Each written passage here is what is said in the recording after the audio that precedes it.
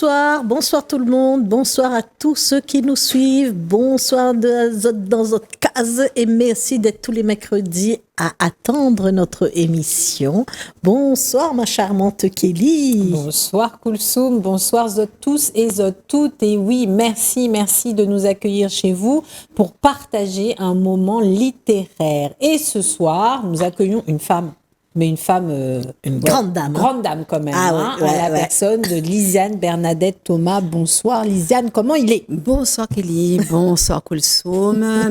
Ça va, elle est bien. Hein. Oui. Et puis elle nous revient avec un livre plein de peps et plein hymne à la nature. Ah oui. Et avant d'en parler, Kelly, je vais quand même vous rappeler un peu qui est Lisiane Bernadette Thomas. Parce oui, que au cas où si vous la connaissiez pas. Oui, mais bon, je sais que tout le monde la connaît, mais quand même, je rappelle. Quand même. Alors, en 2003, elle écrit depuis un moment, mais en 2000, je vais citer que les prix et que ce qu'elle a su, où elle est nominée. En 2003, mention spéciale du jury, Grand Océan pour Le souffle des disparus. Cette histoire avec un peu les esprits, de guérisseurs. Voilà, ouais. Hein, ça, c'était très joli ça. En 2006, La Terre jumelle. Alors ça, c'est des tops, mais c'est un peu fantastique. C'est du fantasy, il y a 3 volumes. Et il a été sélectionné au Salon Jeunesse de Montreuil. Voilà. Et puis ensuite, on bascule dans le roman historique en 2019 avec Jeanne, il était une femme. C'est une histoire quand même qui traverse les océans. Cette jeune femme qui se déguise en homme parce que évidemment, elle veut faire le tour du monde. Tout à fait. Et puis avec ce botaniste Philibert Commerson qui a quand même décrit et nommé plus de 700 plantes à La Réunion, il ne faut pas l'oublier. Oui. C'est un grand scientifique et qui a son nom dans notre cratère, parce que c'est le premier qui a visité ce cratère, ce fameux cratère Commerson. Oui. Et donc, ce livre, enfin, que moi j'ai adoré à la lecture, même s'il est un peu, mais j'ai adoré à la lecture, finaliste du Grand Prix Métis, finaliste des prix Athéna et... Alors là, Grand Prix, il reçoit quand même le Grand Prix des Îles du Ponant au Salon du livre littéraire d'Ouessant. Bon, moi, j'ai pensé un petit peu dans ma petite tête en me disant « Ah, nul n'est prophète en son pays. » Parce que ça, c'est dit. Voilà, 2022, À fleur de terre, finaliste aussi du prix Vanille. Et puis, elle nous revient avec cette histoire plein de... plein de poésie et d'espérance aussi. Et plein d'amour surtout pour la nature de notre pays, en fait. Voilà, pour que reviennent les papillons. Voilà. Alors déjà, avec le titre, on est dedans, en fait. On a... Oui. Mais oui, c'est important parce que quand il n'y a plus de papillons, il n'y a plus de vie, on n'a plus qu'à mourir. Il y a ça. Il y a cette histoire de papillons donc, que je raconte dans le roman. Donc il faut dire que c'est pas un roman sur les papillons. Non, pas du tout. C'est une image. C'est une image. Mais elle est très importante parce que ces papillons que je cite dans le roman existent vraiment. Ce sont des papillons endémiques. Voilà, c'est mon fils qui m'a raconté cette histoire. Donc, Et puis, ça me rappelle aussi que depuis qu'on a fait la démoustication, qu'on a enlevé tout, on a de moins en moins de papillons dans mon jardin. Des fois, je m'étonne. Je me dis, ils sont passés où les papillons? Et puis, de temps en temps, il y en a qui reviennent un petit peu là. Oui. On a perdu les bibes aussi en quantité, tout ça. Bon, il y a toutes sortes de raisons, mais c'est sûr que la démoustication, les produits phytosanitaires, ça c'est sûr. Voilà. Et on ressent ça en fait quand on lit votre roman. Et puis déjà avec le titre, pour que reviennent les papillons. C'est une sorte de prière en quelque sorte. Voilà, c'est comme une supplication. Retournons en fait à nos ancêtres. Ramenez-nous ça parce que c'est la vie finalement. C'est notre culture, c'est notre savoir-vivre qu'il faut qu'on retrouve. Alors en fait, c'est ça en fait, ce cri. C'est un cri. C'est un cri. Alors que c'est un cri qu'on pousse chez nous, bien sûr, dans notre île. On commence par notre pays. Voilà, mais évidemment, c'est un cri qui est pour la terre entière. Exactement. Parce qu'on sait bien que, malheureusement, on est un peu dans le mur. Oui. On est déjà un peu dans le mur. Et il est temps que l'on pousse des cris. Ben, bien sûr. Qu'on entende ces cris. Les politiques, les responsables, les scientifiques, je crois qu'ils font un peu, mais les associations, enfin, et puis chaque personne, en fait. Exactement, individuellement, c'est-à-dire retrouvons notre instinct, enfin, ce qui sort de nous. Mais notre instinct de vie, parce que sinon c'est la mort. Exactement, tout simplement. Et cet hommage à la nature débute avec la préface de Raymond Lucas. Oui. Raymond Lucas qu'on connaît. Hein. Ouais. À la Réunion. Hein. Qu'on connaît, qui est aussi dans cette cri, dans cette attention à la nature, dans cette transmission de la nature. Donc c'est l'histoire de deux garçons, on va dire deux personnages qui vont apprendre à se connaître et qui vont se poser des questions parce qu'il y a un village vacances qui veut s'installer au milieu du cirque. Et donc, voilà, vous partez de là. Je pars de là. Alors, j'invente, bien sûr, heureusement, mais ce n'est pas une folie, hein, parce que ça peut arriver. Parce que tous les jours, on entend parler de choses de ce genre. Oui. Et donc, je suis partie là-dessus pour dire, attention, il faut il faut arrêter de rire, en fait, parce que on va tous pleurer et il faut protéger notre biodiversité qui est fragile, en particulier quand on est dans une île. On sait que quand on est dans une île, tout est fragile, tout est précieux. On a beaucoup perdu, bien sûr, tout au long du temps. Bon, on peut dire que ça, c'est peut-être l'usure un petit peu naturelle, c'est un petit peu le destin, un petit peu du vivant qui s'érode, il y a des choses qui disparaissent. Mais on sait bien que l'homme, la patte de l'homme a été très importante. Destructeur. Et c'est pour ça que ce premier chapitre, je commence avec un premier chapitre très fort. Coup de poing. Direct. Il va direct, là. C'est sûr, c'est ça. C'est exactement ça. Il a le truc devant lui, la machine, il dit mais non, et voilà. Enfin, c'est cruel, hein. C'est choquant. Mais il faut. Mais moi, j'ai vu des gens pleurer dans mon entourage parce qu'on avait coupé un bois à côté. Évidemment. Et qu'on avait, moi j'ai vu, et des adultes. Bien sûr. Bien sûr. Je n'invente pas beaucoup de choses dans ce roman. Mais ça se sent. Oui, ça se sent parce que je me permets de rebondir par rapport à la préface de Raymond Lucas. Il a souligné le fait que vous êtes une petite fille qui vient de la petite commune rurale des Avirons. Et donc, en fait, on sent la voix de cette petite fille là qui se distille dans votre écriture et qui dit « Je suis là, Lisiane ». Mais je suis une fille de gens de la terre. Hein, voilà. Et la terre, c'est... Tu vois, tu demandais tout à l'heure quelque chose qui me représente. Moi, c'est la terre. C'est la terre. Ouais, ça. Ouais.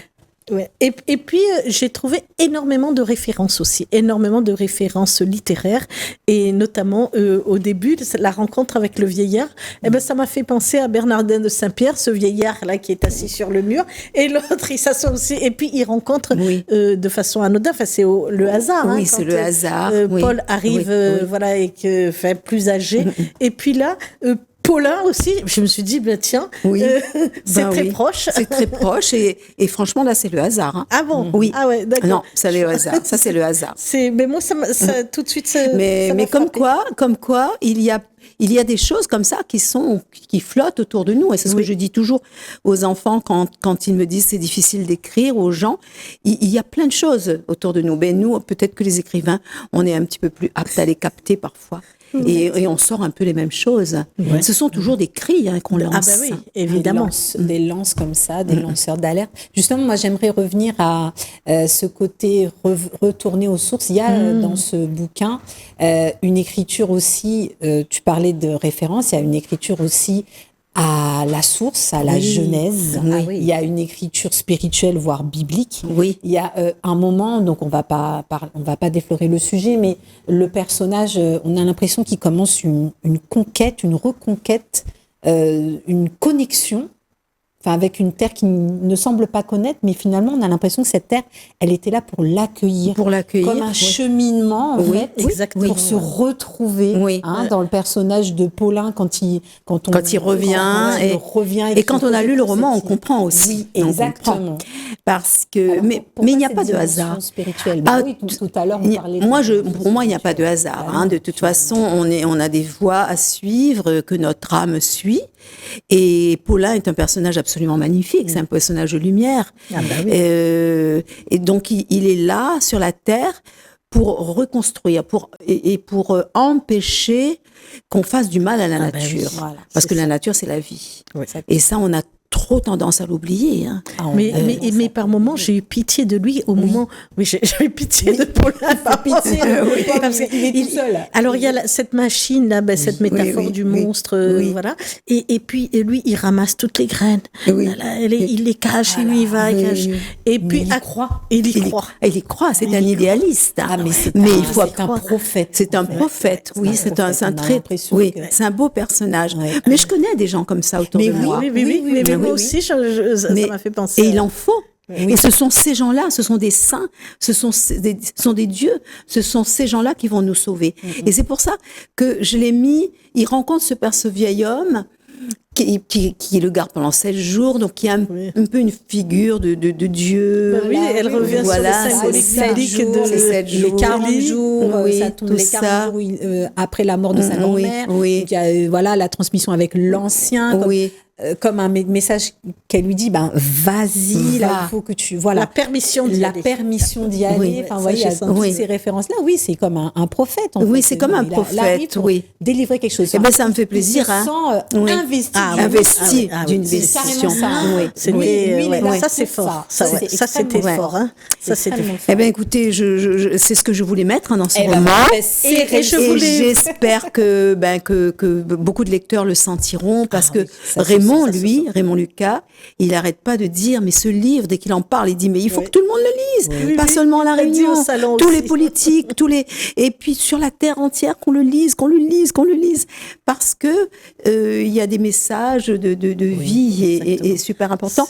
Eh ben, je remercie, je dis toujours, je suis... Tu sais, je dis comme Paulo Coelho, c'est pas moi qui ai fait les tissus, hein, je prends les fils et je les tisse. Exactement. Et une belle référence quand même. Oui. Je veux dire, ça se sent. Ça se sent quand même. Enfin, moi qui suis fan de Paulo Coelho. Moi, je vais revenir sur un autre personnage, parce que bon, il y a 2 personnages essentiels, puis il va y avoir évidemment, comme dit Kelly, la nature qui est l'autre personnage. Gildas, ce facteur m'a fait penser à un autre facteur posé, Ivrain Posé. J'ai pensé tout de suite à Ivrain Posé, et puis j'ai pensé aussi à ces jeunes facteurs là maintenant qui courent, notamment Laure, que je salue. J'ai pensé à ce facteur qui existait. Qui existait. Mais on est monté qui allait à Ivrain avec mon mari, on est monté à Mafat, on a rencontré donc ce facteur, on a beaucoup discuté, tout ça. J'ai refait un peu le chemin pour voir comment c'était, et je me suis imprégnée de tout ça. Ah, mais évidemment, ce facteur de Mafat, il est magnifique aussi. Il est magnifique, il fait des choses extraordinaires. Il crée le lien. Il crée le lien, notamment, mais justement, et je l'ai poussé un peu loin, ce créateur de liens, puisque et cet homme donc qu'il va rencontrer, ce Clément, il joue un rôle super important aussi, parce que ce roman parle beaucoup de mémoire. Oui, en fait. Exactement. La mémoire. Et donc j'ai poussé un peu en mettant aussi donc cette mémoire organique aussi qui est là, et ne perdre sa mémoire, c'est que si la terre perd sa mémoire, c'est se perdre. Si on coupe une forêt, on devient amnésique, c'est l'Alzheimer pour la nature aussi. C'était très bien trouvé. Moi, j'ai bien aimé. Et c'était le hasard aussi. Moi, je crois qu'il n'y a pas de hasard. Non, je pense on est un peu guidé. En plus, vous êtes un peu dans cette. Vous lisez Paulo Coelho. Paulo Coelho, il est beaucoup dans les signes et tout ça. Quand je dis le hasard, je me dis l'idée m'est tombée comme ça. Quand j'écris, il y a des idées qui tombent comme ça, il y a des fils, et ça c'est tombé comme ça. Mais c'était qu'il fallait que ça tombe. Oui, moi je pense que on avait besoin de le faire sentir comme ça. Oui, je pense que c'est ça. Et pour revenir sur sur cette nature, quand vous êtes allé là-bas vous promener, j'ai repensé à la crise du géranium et du vétiver. Bon, moi je l'ai pas connu dans Mafat, Mais évidemment, Dodane, partout dans les hauts, Thévelav et voilà, tout. Oui. Du port, on avait juste à regarder le Maïdo en haut et on l'a senti, cette crise où toutes ces maisons abandonnées à un moment. Tout à fait. On l'a vu même le c'est un crève-cœur, toutes ces choses et toutes ces crises économiques qu'on traverse. Il faut absolument que les politiques le sachent, comprennent, prennent les bonnes décisions, parce que c'est pour ça que j'ai mis cette crise du géranium et du vétiver aussi. C'est ça. On a mis autre chose à la place, et il faut encore mettre autre chose à la place. Et maintenant, on met du béton à la place. Mais qu'est-ce qu'on va manger? On ne va pas manger du béton, quoi. C'est ça. On colmate les brèches plutôt que d'aller à la source. Moi, j'aimerais juste revenir sur un personnage. Donc, il y a Paulin, il y a Gildas, il y a la nature. La nature, elle est là, et elle est bien là, et je dirais que c'est une nature féminine. Oui, je dirais que c'est un hymne à la femme. Parce que quand Gildas, il est en train de s'émerveiller devant cette nature, il s'émerveille devant une femme. Et on a des passages poétiques et éroticaux, mais c'est fabuleux. Quand on parle des saints, je dis juste un passage, moi, qui m'a transcendée. Voilà. Et qui est transcendant, Donc, quand il arrive, quand il découvre donc le cirque, quand il va voir son copain Paulin, voilà, alors donc ça commence comme ça. Il devise ainsi: pendant que les cuisses du cirque, vautrées sous le soleil, s'ouvrent lentement dans un chointement liquide. La rivière naît là-haut, dans le sein des montagnes, et pour gagner la mer, se ferait un chemin entre des basaltes pétrifiés, avant de venir mouiller doucettement une plaine de galets et de broussailles brunes. Voilà. Je vous laisse. Quel délice! Cheminer. C'est un délice. Je vous laisse ressentir les sensations qu'il faut ressentir. Mais c'est fabuleux parce qu'elle est là, cette nature, et elle est là, vue par des hommes, et elle est magnifiée. Ça aussi, je trouve que c'est un beau message. Travail, pour l'image de la femme qui est mis à mal encore à notre époque. Tout à fait. La nature, c'est la femme. C'est notre mère. Parce que la nature, d'ailleurs on dit mère nature, et c'est elle qui nous donne la vie. Donc c'est une femme. Ah oui, moi pour moi. Il y a aussi ce croisement femme. La nature, on célèbre la femme, on découvre l'amour. La déesse nature, c'est pas moi qui l'ai inventée. Et donc on est toujours là-dedans. Ce sont des mythes en fait. Et c'est vrai que c'est un roman. C'est une redécouverte que je voulais aussi autour de mythes. Et il est vraiment et c'est vrai que je suis assez contente. Alors plutôt contente. Pour rebondir sur le mythe, le mythe de l'arrivée de l'étranger. Parce que Gildas, qu'est-ce qu'il fait? Il remplit ses poches de graines étrangères et il prend un petit carré, il sème, et puis Paulin dit: oh malheureux, qu'est-ce que tu nous fais là? Oui. Alors ça aussi, c'est une idée qui m'est venue comme ça. Et... mais moi j'ai pensé au mythe de la princesse étrangère qui se marie et qui vient et que tout le monde rejette, quoi. Oui, tout le monde, voilà, c'est ça. Et donc il vient avec ses graines étrangères, et c'est vrai qu'on en a plein. Alors il y a beaucoup de sens. Oui, bien parce qu'il y a aussi le sens des plantes exotiques qu'on introduit, tout bêtement comme ça. Mais comme nos ancêtres qui sont venus avec leur c'est ça. Voilà. En brocal, tout à fait. Mais lui, il a son rêve aussi. C'est pour ça qu'il le fait, parce qu'il rêve. Il rêve. Il s'autorise à faire quelque chose qui ne s'est pas autorisé à faire. Oui, c'est ça. C'est pas autorisé à faire quand il était enfant. Et il en souffre. Voilà. Donc, et il envie un peu Paulin, en fait. Par moments, on sent qu'il l'envie. Oui, qu'il l'envie, mais lui, il peut pas faire ça. Non, il ne peut pas. Il ne peut pas. Et lui, ça le dépasse. Oui. Lui, parce que lui, c'est un être quand même, Paulin, assez cartésien. Cartésien. Il faut pas aller. L'autre, il est bohème, il va. Après, la double intrigue aussi. Oula, le temps passe. Je finis avec ça. La double intrigue de mettre, parce que là, on est avec des garçons à part cette nature qui est féminine, et Et là, vous avez voulu introduire des femmes, des femmes dedans. Oui. Et ça, j'ai trouvé magnifique. Enfin, l'idée, on n'a pas le temps d'en parler, donc je m'arrête là. Ah, il y a de belles femmes, hein, celle qui tape sur son tambour. Exactement. Voilà, Référence à la terre, référence à nos cultures. Voilà, aussi, exactement. nos cultures Donc, créoles. il y a plein de choses. Hein. Voilà. Alors, on arrive à peu près au terme de notre émission. Juste, le petit mot de la fin. Est-ce que le prochain, il y a un projet de roman qui va encore parler de notre mère nature ou pas du tout? Alors, le prochain qui vient, pas trop de la nature. D'accord. Mais j'ai d'autres projets. Si j'ai un autre projet sur la nature, peut-être une science-fiction, peut-être quelque chose comme ça. Bon, mais avec plaisir. Voilà. Avec plaisir. Et le prochain, ça va être un roman historique. D'accord, super. Et ben c'est sur ces belles paroles qu'on va se laisser. Merci beaucoup Lisiane d'avoir partagé ce moment avec nous. Merci Koulsoum. Merci à vous de nous avoir suivis et nous retrouve pour d'autres aventures littéraires. Au revoir. Merci.